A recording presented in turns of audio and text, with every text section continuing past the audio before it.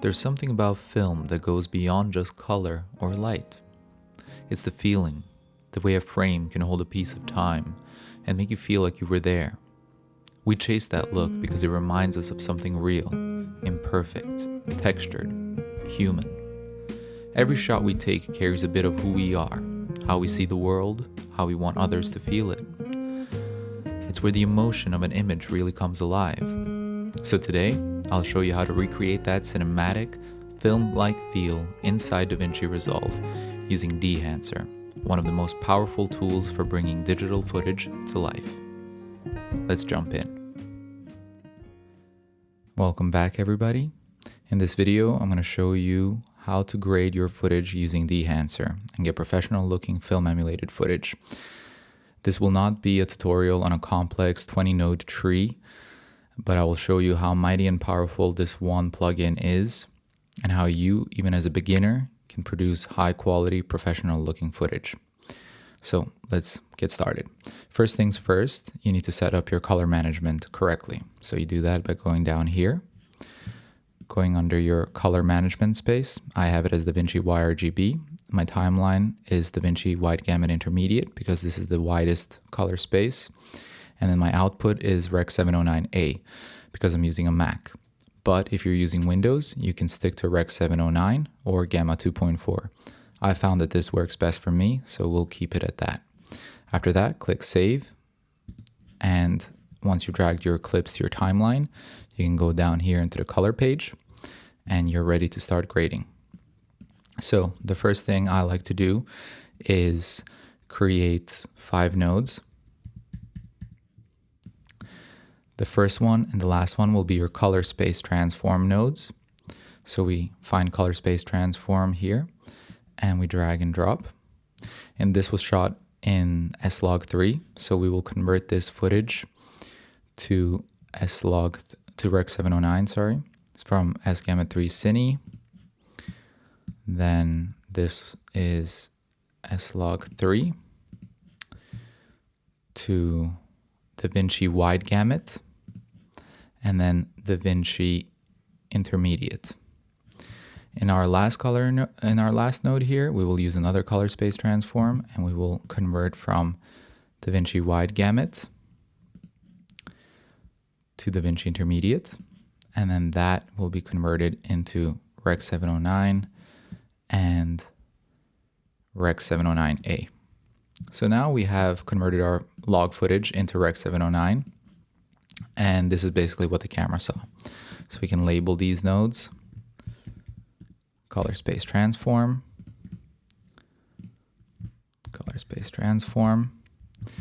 and now these 2 nodes, this is my exposure, and this is my white balance, and this one here will be Dehancer. As you can see, I don't really have a contrast or a saturation node because a lot of those tools are within the plugin, so I don't really find the need to have those. But if you're doing some complicated editing, color grading with raw footage, perhaps then you will need separate nodes. But I found that this really simplifies the workflow and keeps things easy. So let's dive into first our exposure. So firstly, I see that our exposure here, it's a little bit underexposed. I can brighten the image up a bit. So maybe we can increase the gain and maybe the lift ever so slightly. And I'm already happy with that. I think that looks correctly exposed now, and we can get to color grading. Before we can check the white balance, obviously. I like a little bit more warmth in my image. So here I will just add very little bit of warmth, minor adjustments. You can do this 2 different ways. You can do it with this way, just sliding the temperature, or you can go down here into your gamma and click linear. And then instead of configuring it here, you can go into your gain and just slide however you like it, if you want more warm this way as such. And this is maybe even a bit more accurate, so you can play around with that. Now that we're done with our exposure and white balance, we can jump into the Dehancer plugin. So We click this node, we scroll down, and we drag and drop. And just like that, we're done. I'm only kidding.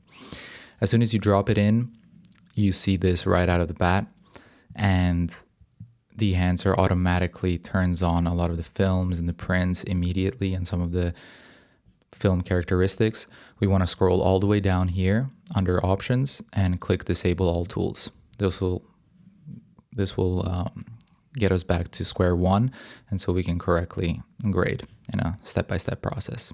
Under options and quality, you will also see two options here, normal, fast, and high and slow.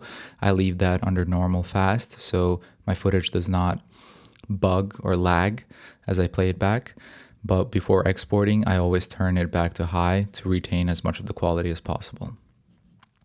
So if you also wanted to do everything in just one node using this plugin, you can, absolutely. And this is the cool thing about it. You can actually go under input, and if you scroll down here, you can choose your camera, and then you choose your vendor. So if this was shot on Sony, I would choose Sony. Sony, and this was shot on FX3, and then I would choose Gamma 3 Cine. Obviously it looks not correct because we did a color space transform, but you can also do it this way. I don't do it this way because I like to have the widest color space, like as we're working in DaVinci wide gamut, and we have Dehancer between those two nodes within that color space, so we will choose DaVinci wide gamut intermediate. And now everything is set up correctly and we can begin grading. The first thing I like to do is under film, choose my film.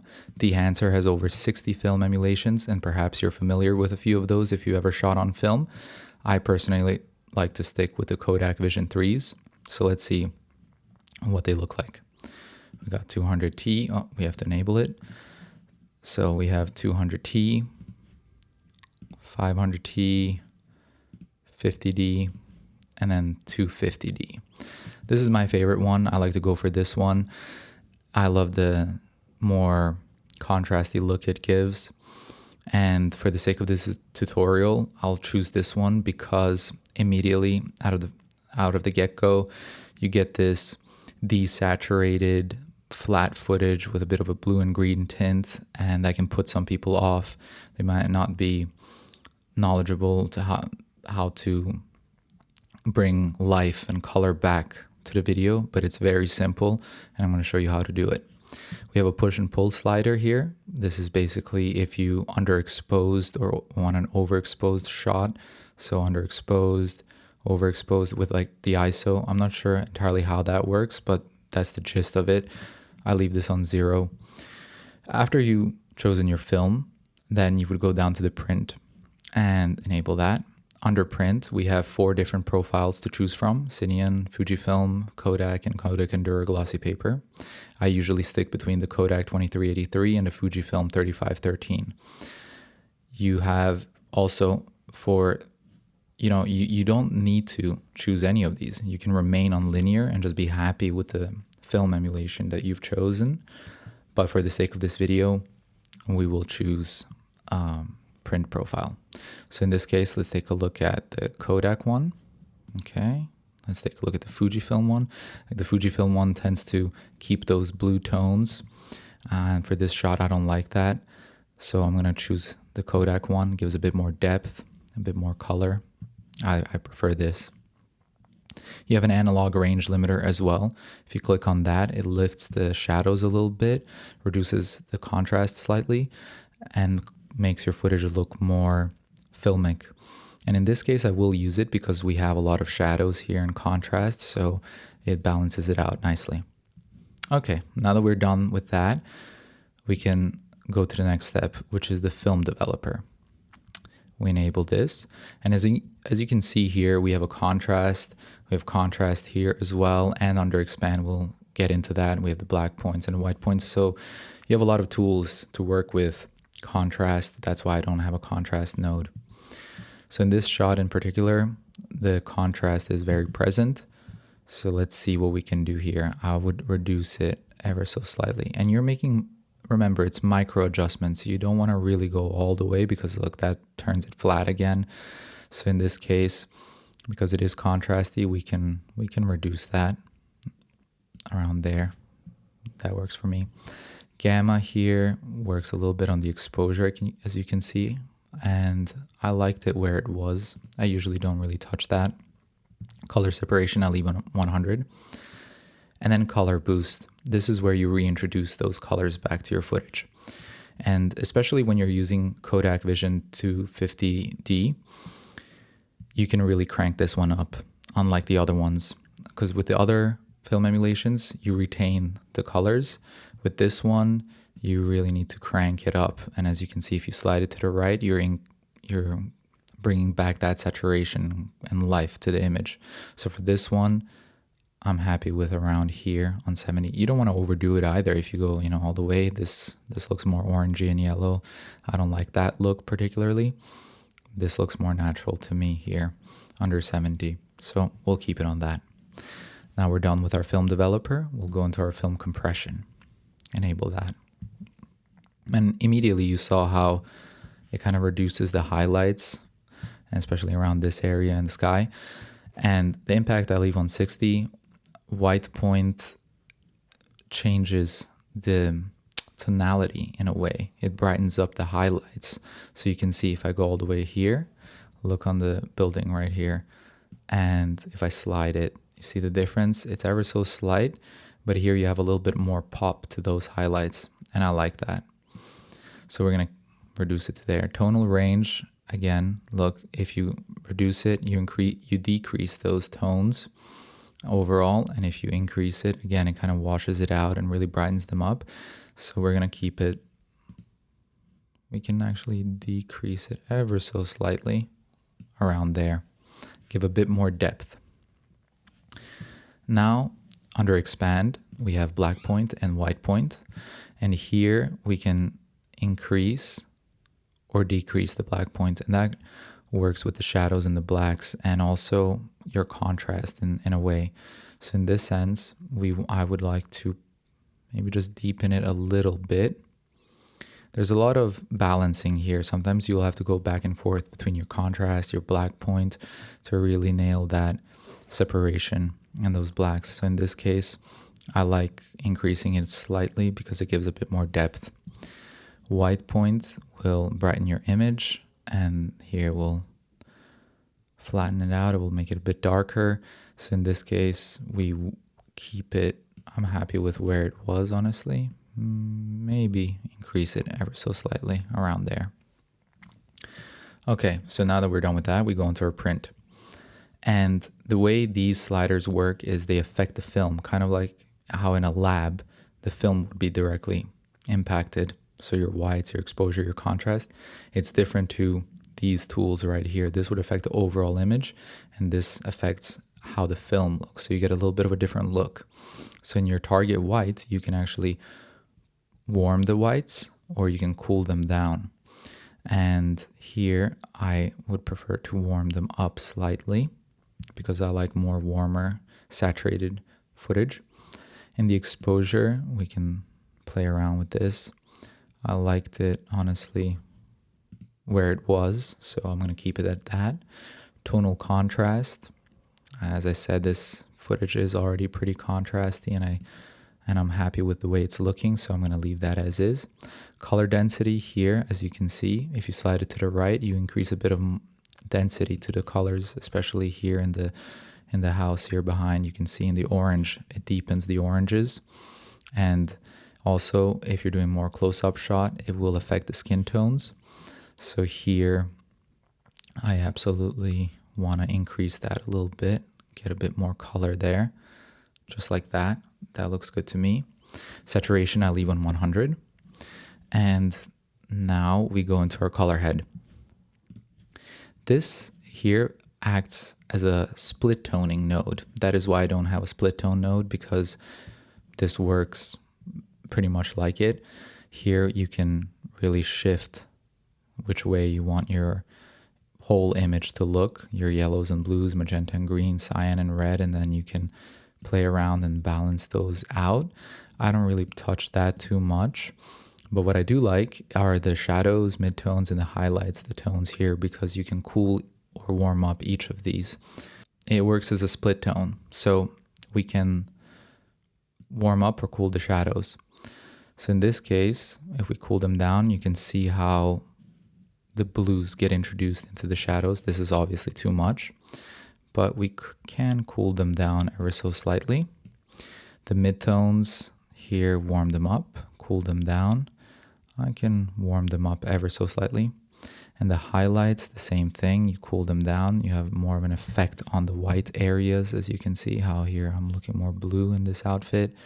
And here we can also, I would warm this up ever so slightly. Preserve exposure on 100 and impact on 100. I'll leave that as is. Now that we're done with the coloring, we can go into the characteristics of film. Dehancer here has all the characteristics. We've got grain, halation, bloom, film damage, film breadth, gate weave, overscan, vignette. And we have a lot of options to choose from. So the first one I like to go into is my film grain.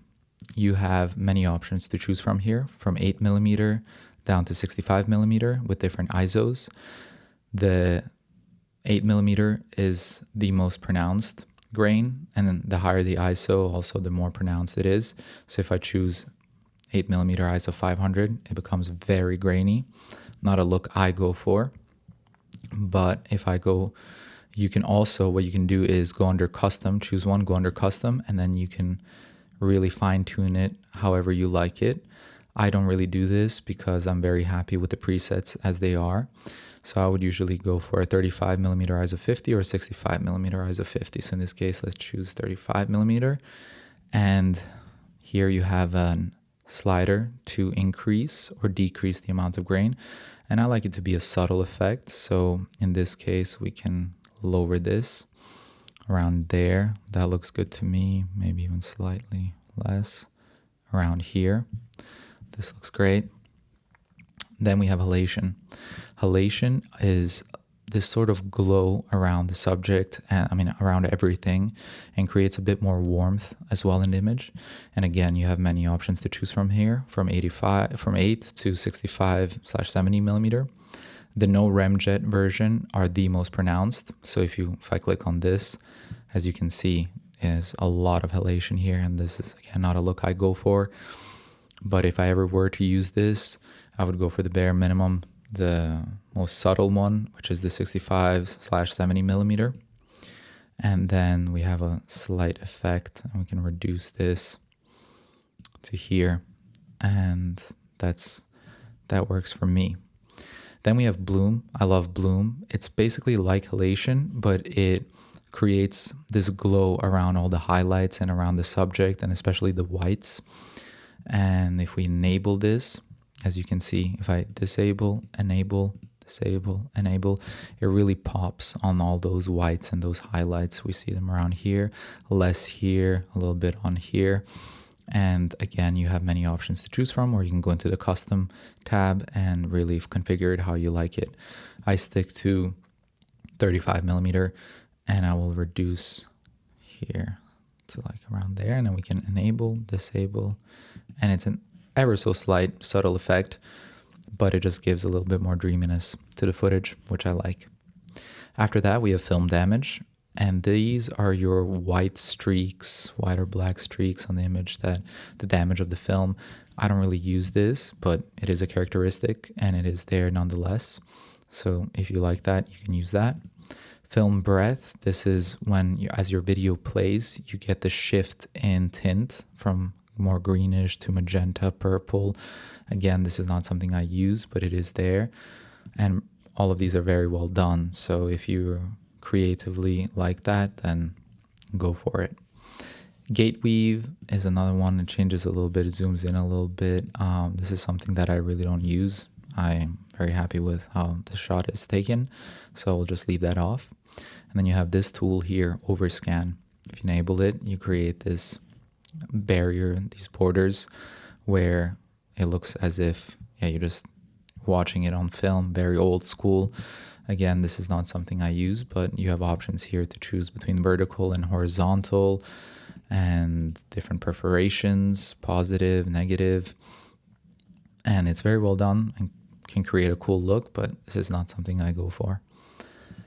And then finally, you have your vignette.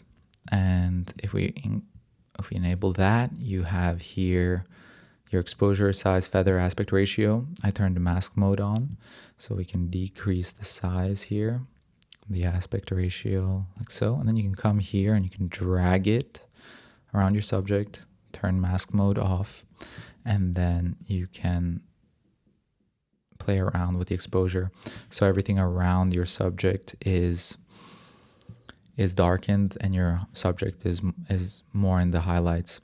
Now you can also have a different separate mask node, which probably would be better, and to have a bit more detail and do a bit more, because sometimes you want to mask other areas in your footage. But for the most basic, it's here and it works perfectly fine. So if we enable and disable, you can see how it just slightly darkened the outer areas and gave a bit more depth while I remained in the exposure as we had it before. And that's that. And at the end, that's it. You have your monitor here, you have some output. You want to leave this on 100 to get the most effect. And you have a LUT generator, which is very cool if you want to export this as a color grade. So you can just export it and you can save this as a preset for yourself, which is very cool. And then again, options. After you've done your project, I suggest going back here and turning it to high so you can retain all of that quality. And that's pretty much it for my workflow on Dehancer and how to create beautiful film emulated footage. So if we turn this off, this is what we started with. This is our log footage converted into Rec 709. And if we turn Dehancer on, these are the results we got. And beautiful. I think it looks great. And as you can see, anybody can do this. It's very simple, straightforward. And yeah, I would highly likely recommend anybody to use this. All right, guys, so all the footage that you just saw was graded with Dehancer, and you can see what a simple workflow it is and how easy it is to get professional looking results in a matter of a few minutes. If any of you are interested in Dehancer's products, I'll drop a link down below with my code on it, Steph's Way, and that'll get you 10% off. Happy grading. I'll see you in the next one.